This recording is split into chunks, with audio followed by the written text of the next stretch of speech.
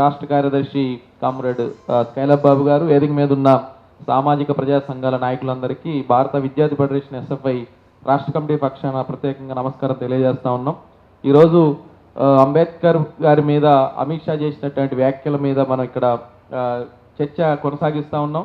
ఇది ఆర్ఎస్ఎస్ సిద్ధాంతం అమిత్ షా డిఎన్ఏలోనే ఉంది. ఎందుకనంటే మనం ఒకసారి వెనక్కి వెళ్ళి గట్ట చరిత్రను పరిశీలన చేస్తే 1947లో ఈ భారతదేశానికి స్వాతంత్రం ప్రకటించిన తర్వాత 47 ఆగస్టు 14వ తేదీ నాడే ఆర్గనైజర్ పత్రికలో మువ్వలెన్నెల జెండాగా 3 రంగుల జెండాని మేము ఆమోదించబోము, ఇది అరిష్టం అని చెప్పేసి ప్రకటించి 1947 నవంబర్ 26వ తేదీ నాడు అప్పటికే రాజ్యాంగం రచనా కమిటీ అంబేద్కర్ గారి నాయకత్వంలో ఉండాలని, బాబు రాజేంద్ర ప్రసాద్ని చైర్మన్గా పెట్టాలని చర్చ జరిగిన తర్వాత ఈ రాజ్యాంగాన్ని మేము ఆమోదించబోమని కూడా, రాజ్యాంగం అంటే ఈ భారతదేశానికి మనుస్మృతి మాత్రమే, ఈ మనుస్మృతి చెప్పినటువంటి చట్టాలని, మనుస్మృతి చెప్పిన అంశాలను రాజ్యాంగంగా పెట్టకుండా ఎక్కడో ఇతర దేశాల నుంచి కొన్ని చీలికలు పేలికలు తెచ్చి దాన్నే రాజ్యాంగం అంటే ఒప్పుకోమని చెప్పేసి గోవాల్కర్ కానీ ఆర్ఎస్ఎస్ నాయకులు కానీ ఆ రోజు చేసినటువంటి ఏదైతే ప్రసంగం ఉందో, వారి పత్రికలో రాసినటువంటి వారి భావాజాలం ఉందో, ఈరోజు అదే అమిత్ షా కూడా ఇక్కడ ప్రకటిస్తూ ఉన్నాడు.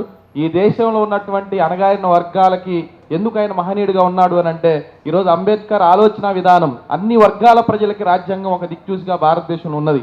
ఆదివాసీలు కావచ్చు, మహిళలు కావచ్చు, విద్యార్థులు కావచ్చు, కార్మికులు కావచ్చు, అణగారిన వర్గాల వారు కావచ్చు, ఎవరికి ఏ సమస్య వచ్చినా కట్టుదిట్టంగా ఈరోజు రాజ్యాంగం భారతదేశంలో ఒక ప్రత్యామ్నాయంగా మార్గాన్ని చూపిస్తుంది. కాబట్టి అన్ని అంశాలకి పరిష్కారంగా రాజ్యాంగం ఉంది. కాబట్టి ఈ రాజ్యాంగాన్ని మార్చాలని ఒక కుట్ర చేస్తూ ఉన్నారు.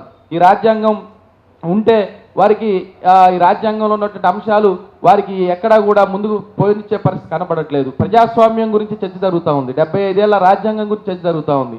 ప్రజాస్వామ్యం అంబేద్కర్ పెట్టినటువంటి భిక్ష.